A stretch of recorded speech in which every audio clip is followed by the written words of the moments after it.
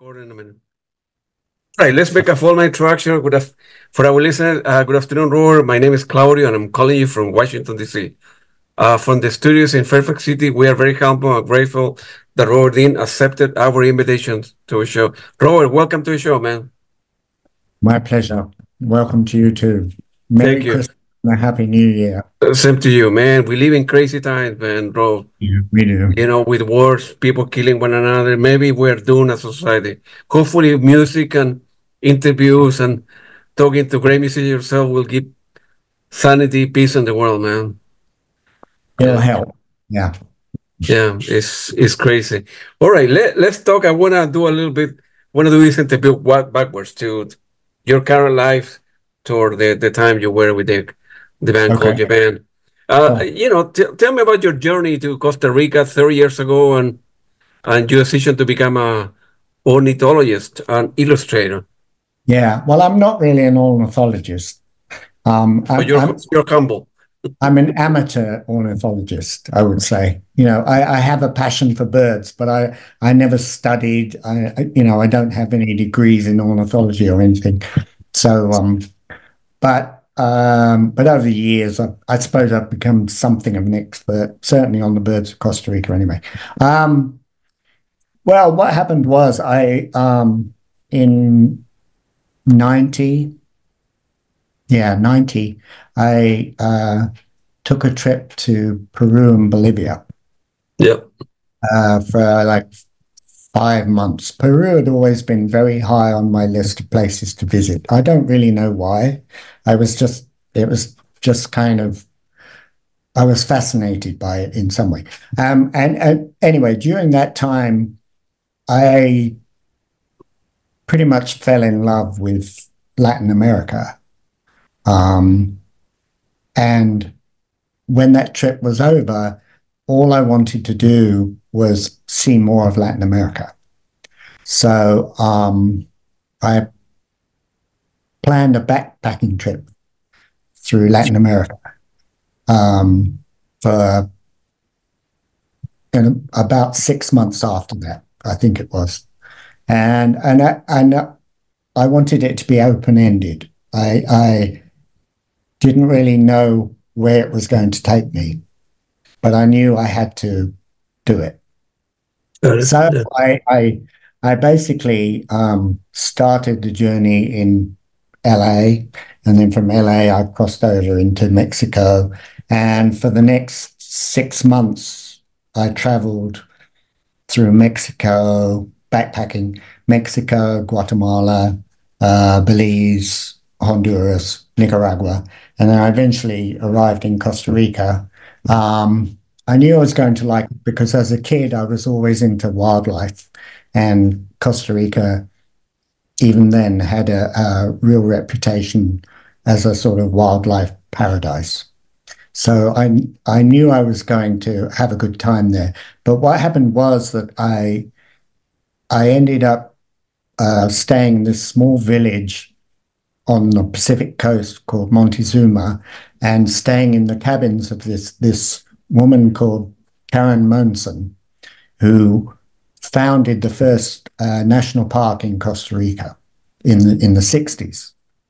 And I stayed in these, she had these little cabins up the beach. No electricity, outside toilet, tiny little wooden huts, really. And I was just like fascinated by it. Monkeys would come in the morning, and hang around, and, it was like this little jungle by the beach, and I just absolutely loved it. And she and I would talk for hours, in the evenings. We'd just sit and chat, and cut a long story short, she asked me if I wanted to stay and help her run her little business for a while, and that was the sort of thing that I guess I was looking for, something entirely different to what I'd done before, which would be something of a challenge, but it would be a complete, change of life, which at that point I felt I needed. I needed something that was going to ignite other interests in me. And that's exactly what happened. I mean, you know, I stayed in that village for 9 years. I worked with her for the first year and a half, I guess. And then I just got into like bird watching because they were all around me and I wanted to know what they were. So, you know, I started, you know, I bought a field guide and I would check through the book and say, oh, I want to see that one. I want to see that one, you know, just fascinated by it all. And then from that, I started painting. And somebody thought I was good enough to do some work, you know, like, and that led to me illustrating a new field guide to the birds of Costa Rica in the early 2000s. It's for you, man. The lady knew who you were. You told her that you were. No. I actually, during that time, I didn't tell anybody anything. Wow. Plus, you didn't bring a guitar, right? The stuff where I didn't have a guitar. I didn't have a guitar. I didn't have a guitar for probably the first couple of years that I lived in Costa Rica, I think. Do you, of course, you were learning Spanish there, right? You didn't know Spanish when you arrived there, right? So, well, the basic, I suppose. Yeah. When I did the trip to Peru and Bolivia, I learned a bit of Spanish, and then when I knew that I was returning to Latin America, I took night classes in London for a few months, you know, because I didn't want to be totally, you know, useless. So I knew some Spanish, and then just as time went on, I learned more. Good for you. Yeah. Good for you. In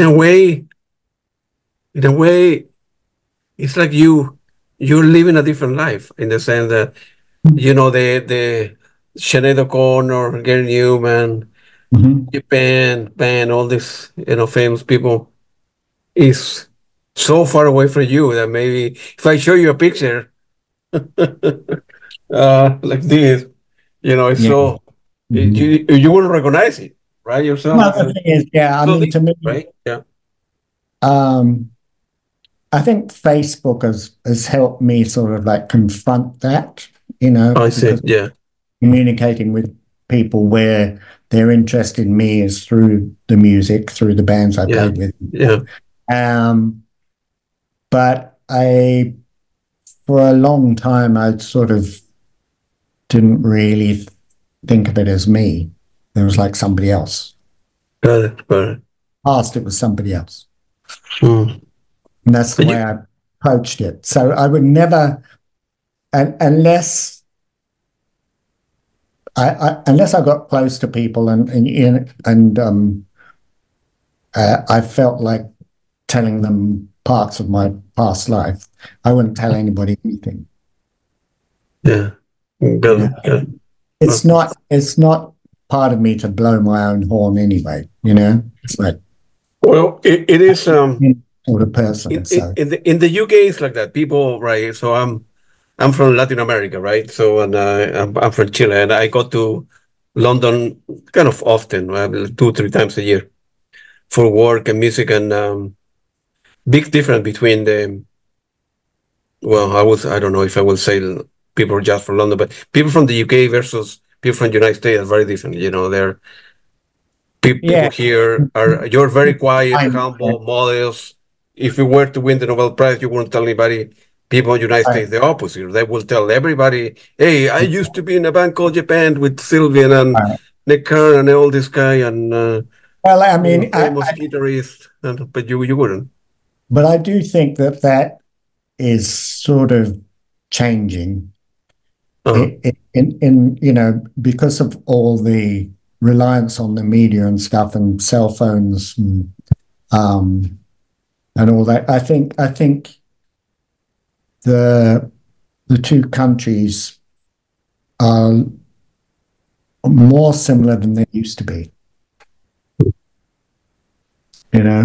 because we're all experiencing the same things and we're able to communicate about it one-on-one, like me and you here now. Like Facebook, Instagram, Yeah. WhatsApp, instant message. That before they wouldn't, right? So Zoom, yeah. I mean, everything is available. So, Yeah. Well, I'm happy that you are keeping me as a part of your circle, part of your friends. So I always love talking to you, Rob. You're very humble and quiet guy, man. I know you wouldn't tell anybody that hey, I used to be part of a famous band in the UK. And how many books have you illustrated? I think 6 or 7. Good for you. And then you guys do a small edition, and they do another edition.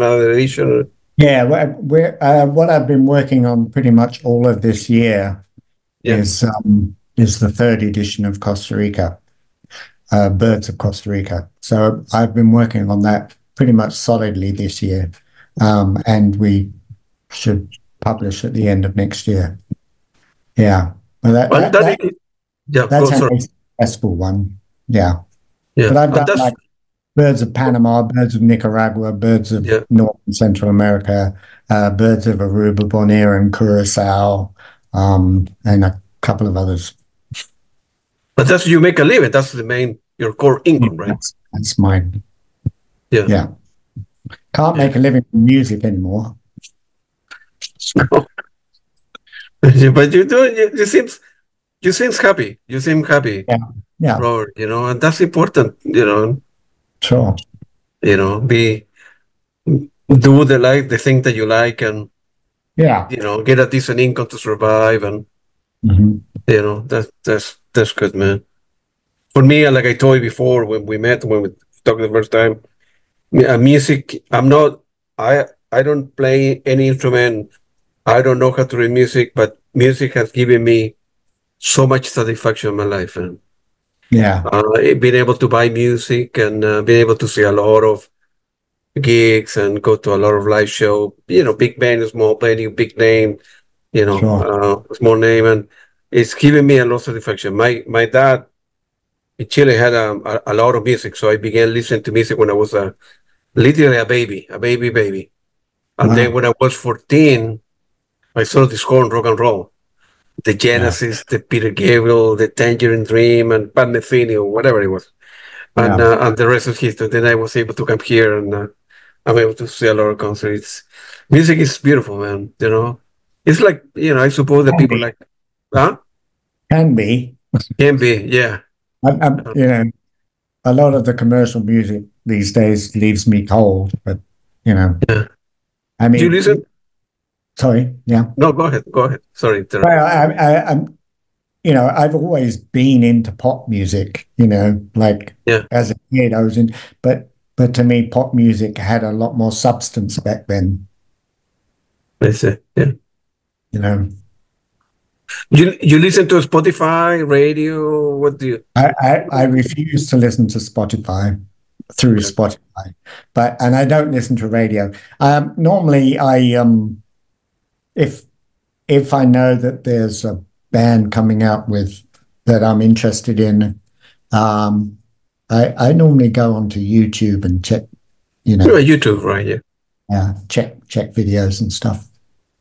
And most of it is available on YouTube in some form or other. Everything's available on YouTube, man. Yeah, I'm not a fan of music video. I've never been a fan of music video at all. I think 95% of the time it detracts from the music rather than enhances it, because it's someone else's view of music they have no involvement in.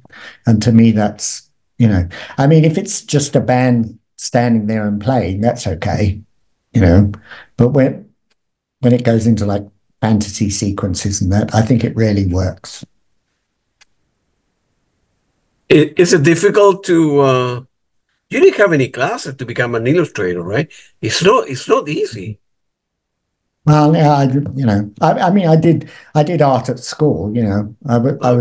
I was pretty good at art at school, but once I became a musician, I didn't do any drawing or painting or anything until, like till I came to Costa Rica, really. So yeah, 30 years ago. Wow. Yeah.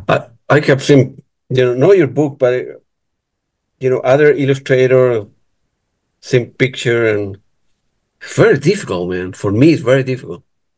Well, You I know. mean, it helps if you have a passion for the subject.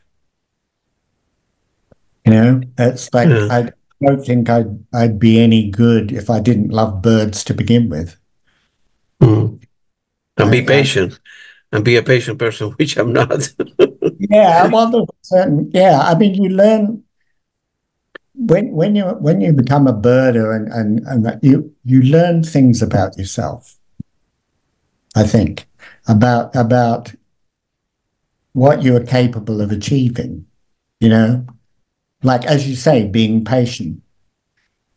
I don't think I'm a patient person, but if I'm out in the field, hoping for a bird to show up and stuff, I'm extremely patient. Sometimes it takes hours, hiking around to find something that you're looking for. Um, and also being out in nature is very calming, Mm. you know, and I'm really appreciative of that. Yeah, no big building, no noise, and big Oh, cars or smoke sometimes, or sometimes there's tourists on the trails and stuff, and they make a bit of noise. yeah, But for the most part, it's quiet. most Yeah, part, most part, I can get away from everybody and just but get plus on. you know your way around. You know where to spot this kind of bird versus that kind of bird. Well, yeah, mostly. But things can surprise you. They can turn up anywhere. Wow. You say you say something very interesting. I by doing this, I have learned a lot about myself. That's a Mm. great thing to say, man. But it's true. It's very true. Um, yeah, I mean, different aspects of your personality come out, stuff. mm, mm. That's the beautiful. Yeah, it's beautiful. Yeah, it it's so easy to become someone else. When in your case, you were a musician, well, and not just musician, all in life. As you became famous and people follow you and you play in different gigs and different venues, you you become very like arrogant and stuff like I don't think I that was, because money is there or the I ladies don't are think I there or was the ever drugs are arrogant. there. Huh? I don't think I was ever arrogant. No, that one it's easy to become that way, right? Oh, yeah, sure. Yeah. Yeah, Because definitely. there's so much temptation out there, the money, the girls, the drugs, and doing stupid stuff and buying things that you don't need, or Yeah. I don't know, like Mick Jagger from Rolling Stone. He has like a $500 million key bank. What's he going to do with the money? He earned it. The Rolling Stone were very good. Now That's the he earned same that with money, but Paul what do you McCartney. do, right? Huh? Yeah, same with Paul McCartney, Paul McCartney, yeah. still touring. I don't know why he still does it, or Bob Dylan. Bob Dylan's still touring. I mean, he keeps touring constantly. And, these people don't need to do it. Yeah, have And, plenty of money in the bank, yeah. and in the case of Paul McCartney, I mean, he doesn't sing like he used to. Um, I don't know how you can be satisfied with that. Yeah, maybe they don't know what else to do with their life. I guess I could find some things to do if I had the money. Oh, yeah. But it also it's difficult when you're famous. You gotta be careful because you go to a restaurant, people will want to get an autograph and take pictures. So, you want to go see a movie, you cannot do it, right? And it's very difficult to Yeah. be the same person because you become when you're famous, you became become someone else. I think the main problem with fame Yeah. is the insecurity, because you can't really trust anybody. Mm. Because I think in the back of your mind, you're thinking, well, what's this person after? You know, how do you find, you know, the true friend that, you The know, girlfriend. Yeah. it's hard. I can totally understand it. I mean, but it's kind of sad in a way. Mm. Yeah, absolutely, man. Yeah. Well, in my case, I'm not famous. I don't want to be famous. No, I'm an average guy who loves music. it's probably best not to be, or be, you know, like um to not have a public face. Yeah, it's a big difference between being successful and being famous, right? Yeah, yeah, I want to have money in the bank so I can pay my bills, go with my family on vacation, but to be famous on cover or this, or no yeah. interest. You know, and plus I'm very shy, and now I'm talking to people all over the world about music. Can't be that shy.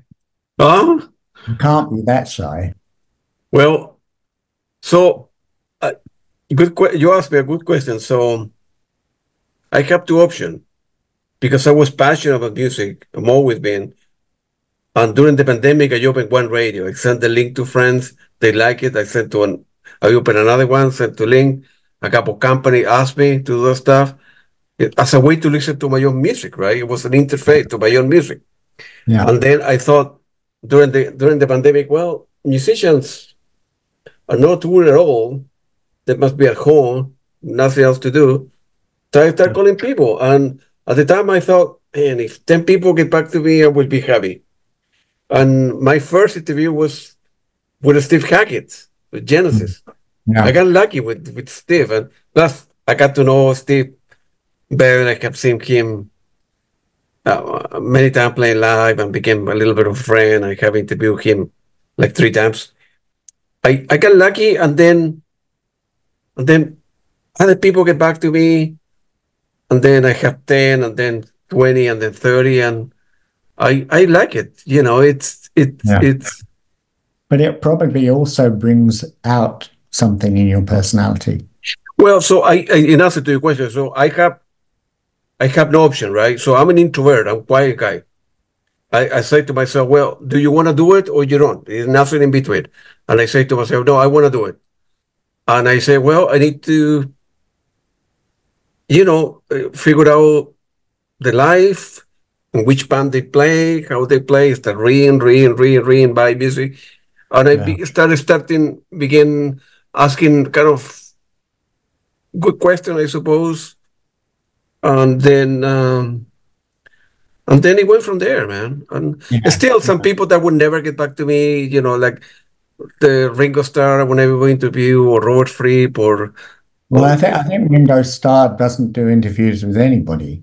yeah, You know, yeah, he does. I read that he doesn't give autographs either. right. You know, Which, yeah, which, you know, I mean, he's probably done enough for one lifetime anyway. You know, mm, it's like if he doesn't want to do it anymore, that's fine. I think, you know, he's done enough. You know, yeah. And the other thing that gave me satisfaction is that being able to talk to somebody that I bought the album 4 years ago, for example, Tangerine Dream, they like electronic music. So I have interviewed around 20 people from Tangerine Dream. And I when I was in Chile, I was buying music. I didn't have a lot of money, and all of a sudden, 40, 50 years later, I'm talking to one of the guys that I bought the album from. It's yeah, it's beautiful, man. It's the beauty of the internet sure, and Zoom and all that kind of stuff is a beautiful thing. yeah, In many ways, when you move is it safe to say that when you move to Costa Rica, you have given up about music in the sense that, well, I want to try different things. I want to move on my life. music is Yeah, only part of I my mean, life. I want to try other things. definitely in the 90s, that was my feeling was that I kind of left it behind. Mm. Um, and I didn't really get back into playing music until early 2000s, I think, just Mm. for fun, just for fun, you know. We had Mm. a little cover band in our village where I live, and I actually enjoyed it. We used to, you know, play rock covers, and it was kind of fun because there was no pressure on me whatsoever to do anything other than to enjoy what I was doing. Um, and you know, the local people enjoyed it, and we always played to packed houses and stuff. And it's weird if you you know, when I take a cab somewhere around the village, even now, that's what people talk about. Really? They talk about our cover band. When are you getting back together? I'm like, you know, I mean, that's what they want to know. They don't want to know about, you know, my art or anything. They just want to know about the band because we used to play all the time. It was, And you didn't have a guitar for many years there, right? yeah, right. Well, I had an acoustic. I think I bought an acoustic probably in like 1993 or something. I don't know, and just had it Yeah, and around. you were right there in 1990, so like 3 years you didn't play, you didn't touch a guitar at all, right? No. Wow, good for you, And man. then you know I had some of my guitars in other countries, Yeah, of and course. so I you know eventually thought, oh well, I might as well get them, you know. Bring So it. Somebody coming to Costa Rica. Hey, can you bring me one? I'd Can you have bring them me? sent to me, or you know. So I had, and then I started buying other instruments and stuff, and you know got back into it a bit, you know. Good for you. Yeah. And at the beginning, I think later on you end up forming a band called The Lie of Day with Uh-huh. Isaac Moraga, right? Yeah. The folks, of course, they ask you who you were, right? Because they saw you playing guitar and say, "Well, you're not a novice, right? You've been Right. playing this for a while, right? Yeah. You need to open. I used to be part of a band." Yeah. Well, I mean, most of that project, it helped uh, to introduce people who are familiar with my past to it, you know, Sure. because that's the market, you know, and obviously we, you know, if we're putting out a CD and vinyl or whatever, we need to capitalize on that in some way. But Right. it was really just you know, something we felt we had to do, and it was nice to put it out there. You know, I, I Sure. was I was happy with it. It's a big difference between, and I say to myself as well, between having to do something versus wanting to do something. Yeah, yeah. I mean, you know, I hadn't done Good. anything up until that point, recording wise, apart from you know a track here and there. I hadn't done anything for decades, really, and so it was sort of eye opening to actually realize that I wanted to do it. Mhm. And yeah, it's good to do things because you like it, no pressure, no touring. Is Yeah. there decent like studios that you guys can record In San Jose, yeah, in the in San capital, Jose? there's a few pretty good studios. Yeah, yeah, it's pretty healthy, and there's good musicians too. I mean, we used you know some, a few really really good local musicians on that project. You know, and I'm very happy with the work they did. And yeah, there's some good musicians in Costa Rica. Good for Yeah. you. How far is it from like an hour drive to San Jose? No, from here it's about 2 hours. two 2 hours, two and three Driving? quarter, like Yeah. 3 hours maybe, if the traffic's bad, which it normally is.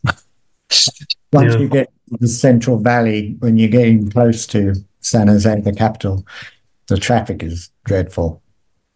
You know, Yeah. like any big big city.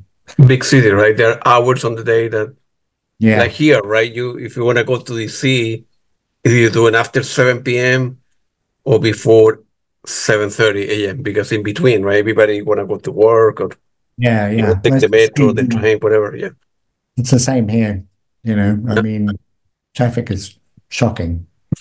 But sometimes you can do it really quick. But the quickest you can get there is about 2.5 hours, I would say. I know. And you try with playing with your compadres once a quarter, every 3 Fridays, or every once a month. You guys get together and play in a local bar or stuff, or no, not that often. Well, actually, we were very serious about it. Mm-hmm. Probably my fault, but we were like we would never play the same set twice. Oh, I see.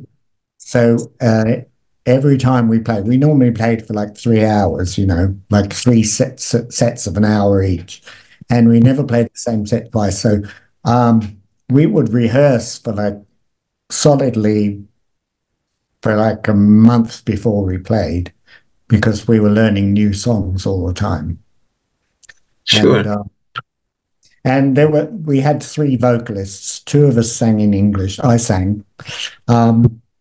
Two of us sang in English, and then our other guitarist, he sang in Spanish. So we had a fair percentage of the songs were Latin American rock songs. Sure. Some of which I actually really liked. Good for you. Yeah, I mean the band Soda Stereo, I really like them.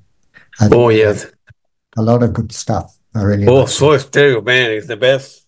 Yeah. For people that don't know, it's the band from Argentina, three guys that was probably in the history of Latin music, in my opinion, is the best. The best. Yeah, I think so. Yeah. They were very, very good, man. Oh, you know, learning and playing some of that stuff was good. Yeah. I mean, some of it really don't like at all, but you know. Yeah. That's right. Everything, you know, there are bands I can't stand and you have to play them because people like them, you know. People like Soda Stereo. Oh yeah, of course.